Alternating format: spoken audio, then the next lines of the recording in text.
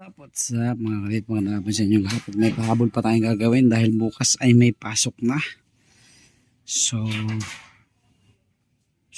munti ko na makalimutan, may inuutos nga pala yung aking brother na gawin to. So pinapapalitan niya ng bagong tipos kasi yung tipos niya ay naramdaman niya rin. Pero yun, naramdaman ko na rin yun. Hindi ko lang talaga napalitan dahil busy tayo. So naramdaman niya na may konti ng kabig dahil sa sobrang katagalan na rin. At talagang puwersado yan nung una. So kumakarga talaga ng maraming pasahero at saka ng mga kopra. So baka na disalign na ng konti yung kanyang tipos. Kaya ang sabi niya, palitan ko. Nag-order kami sa Shopee nito. Ayan, para ako. Kaya yun, dumating na. Aking papalitan muna saglit. Madali lang naman to. Babaklasin muna natin yung unahan. Tapos bubunutin natin yung shock para mabilis. So ito nga pala, pinintahan ko na yung bracket. Ayan o, silver. Itim sana ipipintura ko, pero mas gusto niya silver ang ilagay. Ayan. So titirahin natin, babaklasin natin yan. So hindi ko na ipapakita yung pagbabaklas. Basta ang technique dyan, baklas manabela muna, tapos shock hugot, and then itong mga ilaw-ilaw. So babaklasin na rin natin. Okay.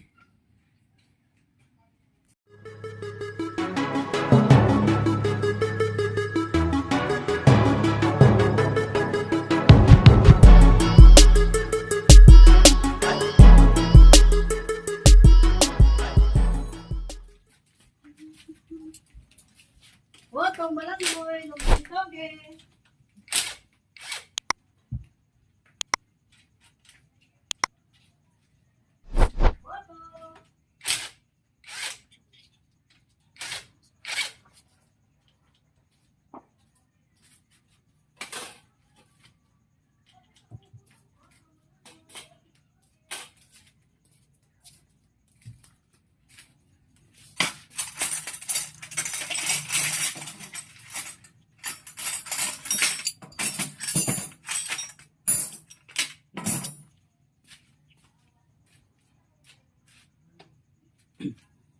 So yan kasi ay papapick up niya sa van, kaya hindi ko sure kung kailan. So mas mabuti na yung gawin na muna natin ngayon para once na pick upin, tapos na.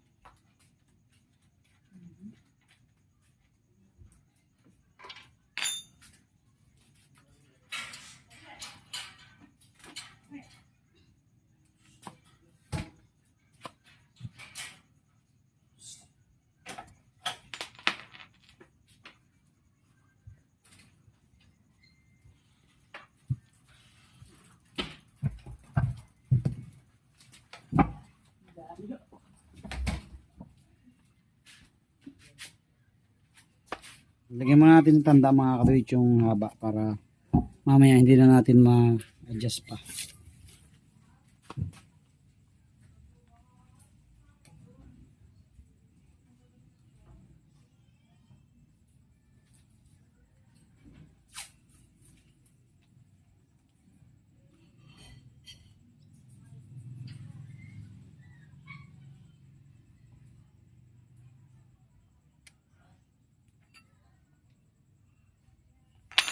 Okay.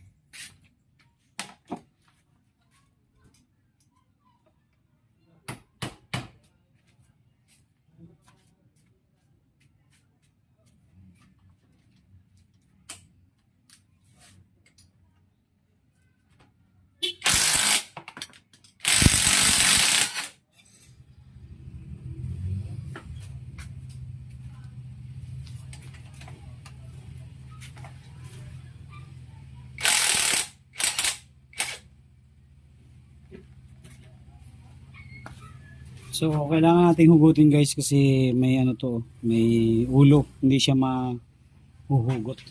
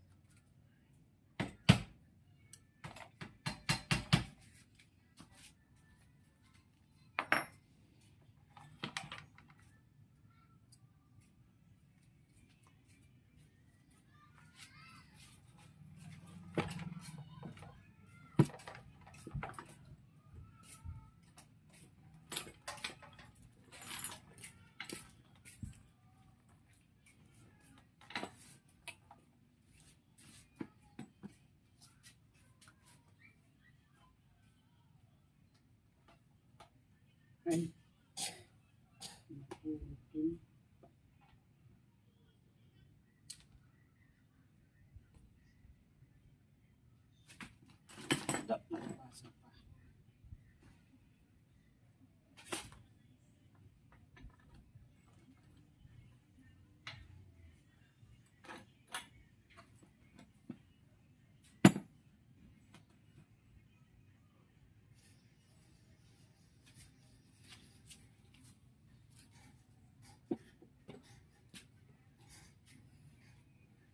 Okay, yan na mga kadoy, tatanggal na natin. So, ganyan lang. Technique para hindi ka na magbaklas ng isang buo. Tapos, hugutin na natin to.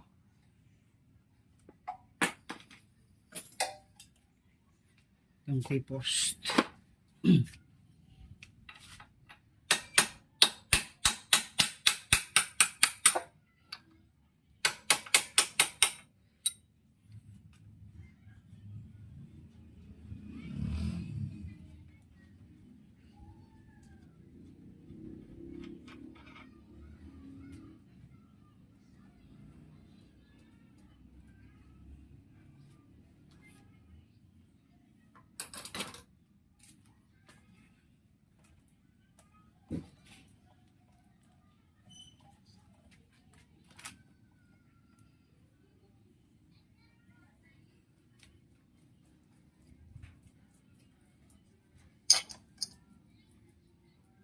So bago pa yung mga bearing nito mga kadawit, hindi pa halos din yan na gagamit.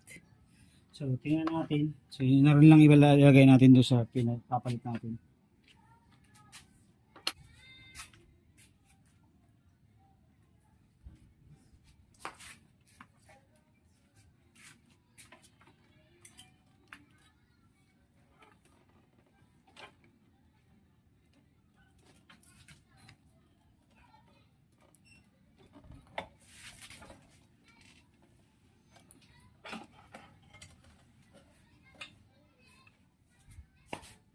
Okay, so ito na yung T-post natin.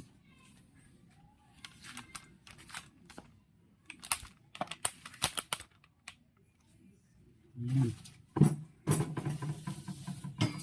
Tingnan natin kung anong pagkakaiba. So dito tayo sa may malapit-lapit. So far, so good. Okay naman. Tingnan natin yung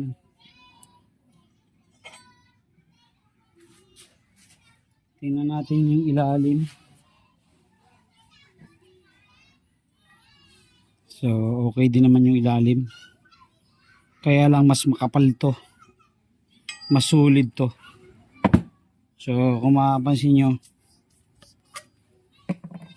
ito yung pagkasulido niya. Ayan, tanyo, malaki yung butas nitong bago compare dito sa luma. Kaya ibig sabihin, mas matibay to. Yun nga lang talaga nabugbog na ilang taon na pamamasada. So, wala nang tayong magagawa dyan. Sukatin natin dito.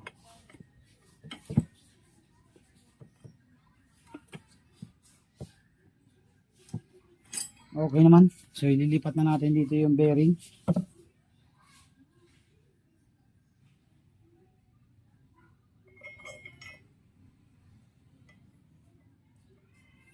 Ayan, pasok natin dyan yan. Okay.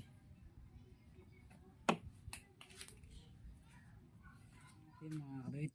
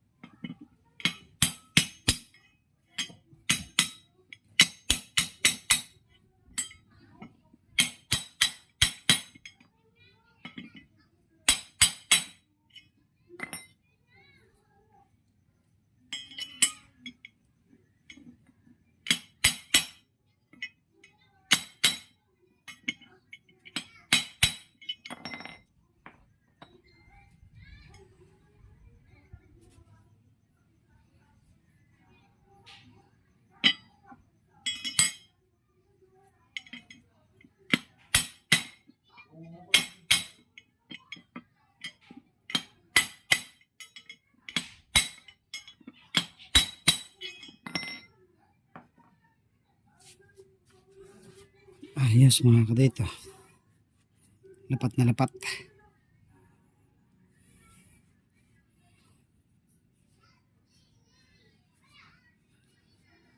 Okay, salpak na ulit natin.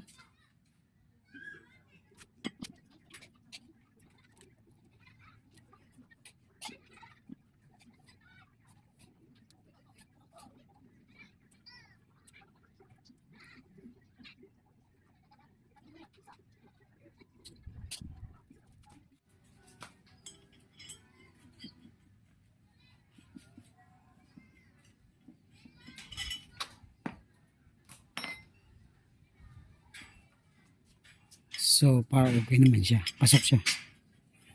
So, salpak na natin.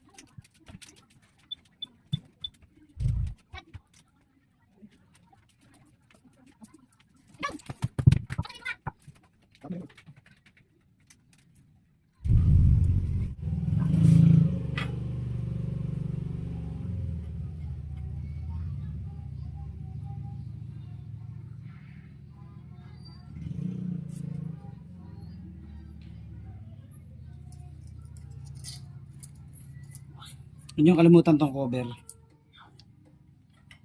Kasi ano to, importante ito para hindi pasukin ng tubig.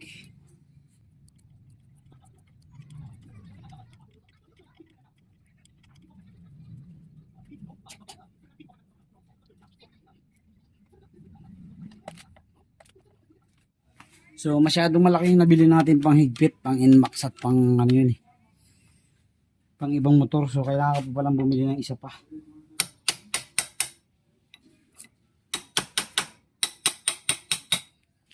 Kaya palo-palo lang muna tayo.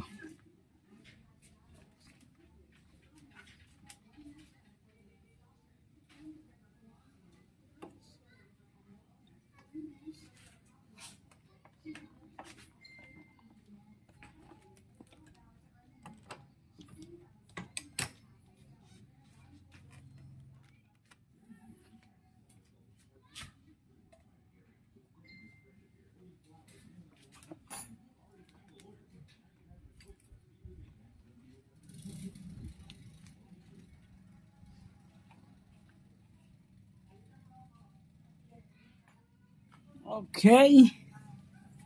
Tapos shoot na natin.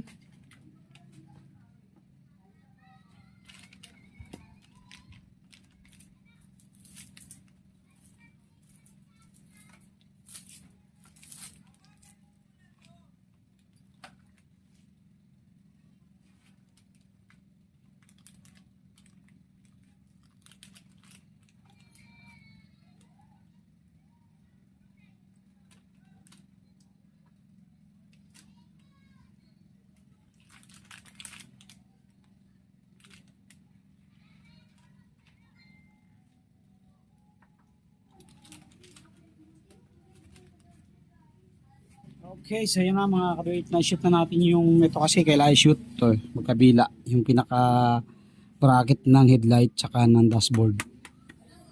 Tapos yung mga cable ipasok nyo sa loob. Yan, kailangan nakapasok siya dyan, dito. Pag kasi hindi nyo na ipasok yun dyan at sa labas pangit, kailangan nakakulong siya dyan.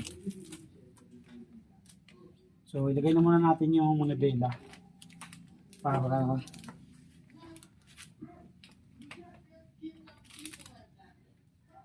mamaya na kaya.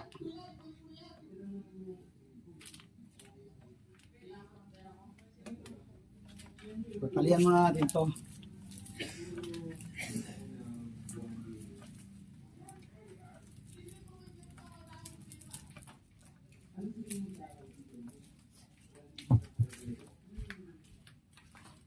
Tapos lagyan natin ng pasak.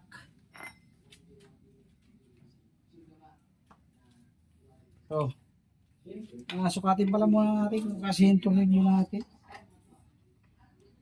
Ayun. Sakto. Ito pa lang hindi namin nabili o dapat nakabili kami ng CNC nito. Ito hindi namin nabili. So,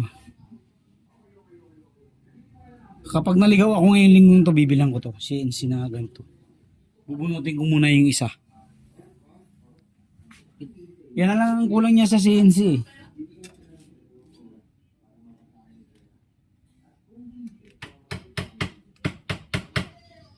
So, kailangan lagyan yung pinakapagitan ng shock dito, yung bracket. Yan. Yan, para maluwag pag nilagay yung shock natin. So, kabila, ganun din.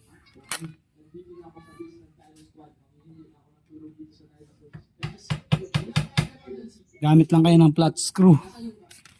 Okay, tapos isalpak na natin.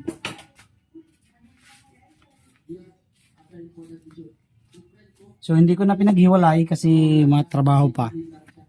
Ito na lang.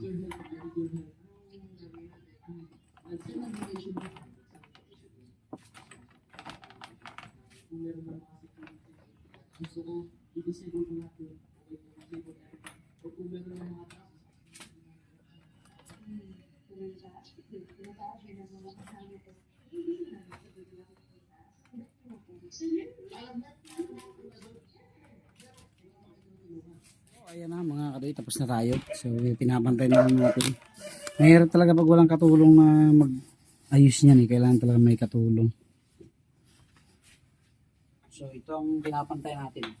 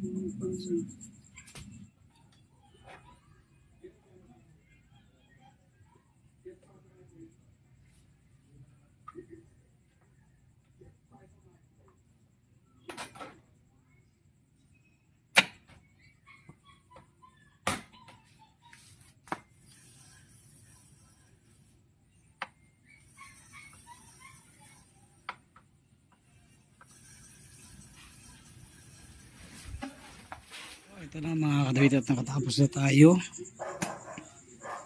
Ito na yung luma nating T-post. Ayan. So nung pinasok ko ito, yung shock kanina, medyo nahirapan ako dun sa kabilang side. So doon ako may tama rin yung butterfly natin. Yung sa ibabaw. So kasi itong kabilang side maluwag ipasok. Tapos yung kabila mahigpit. So pag hindi pa rin yan tumuwid, kailangan magpalit pa rin ito. Butterfly na yan. So hindi ko na siya matitesting kasi gabi na. So tinapos lang natin munang gawin ngayon. Para anytime na kuhanin ay wala na tayong problema. So ito na. Ayos na. Tapos binaba ko pa ng mga half inch siguro. Half inch. So gusto pa nga ni Kaputol na ibaba pa, kaso iniisip ko to baka tumama na dito. Ayan. Itong ibabaw ng tapalodo. Kaya hindi ko na sinagad. So ayan na, konting-konti na lang yan. Pero ang laro niya lang, mga kandito lang siguro laro niyan. Konti lang ang laro niya. Medyo matigas yung shock na yun eh. Unlike sa stock shock. Ito kasi TTGR lang yata yung shock na yan. So at least nakapagpalit na tayo. Nahigpitan na natin lahat. Naibalik na natin lahat. Pati yung gulong. Okay na rin. Ayan na. So thank you very much. Ganun lang pagpapalit ng T-post. Kung wala kayong katulong, ibitin nyo lang to. Huwag nyo nang kalasin yung ilaw kasi isang buo naman yan natatanggal eh. Nakasama naman sa bracket yan.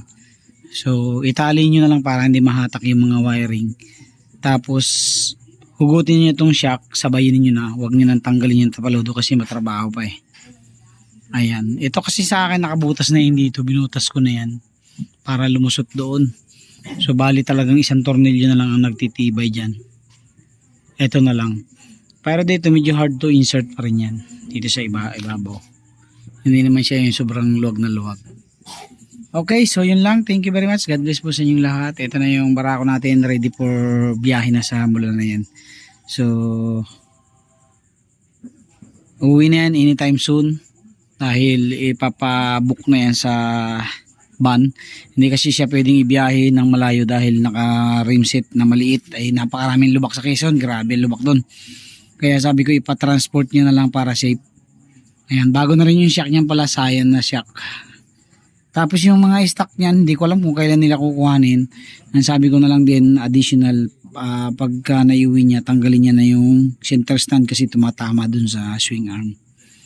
So, pag nakapantra talaga, wala nang center stand dyan. Paddock stand na lang ang ginagamit. So yung paddock stand ko hindi kasama. Gagamitin ko pa rin yun dito sa wave ko. So bumili na lang siya ng paddock stand na kanya. Okay, thank you, thank you. Yan na yung ating barako. Press na ulit. At ready to roll na yun doon sa Mulanay. Gagawin lang naman yan pangharabas yan mga kalating buwan. Kasi first week ng February, aalis na rin ulit siya papuntang New Zealand. Okay, thank you.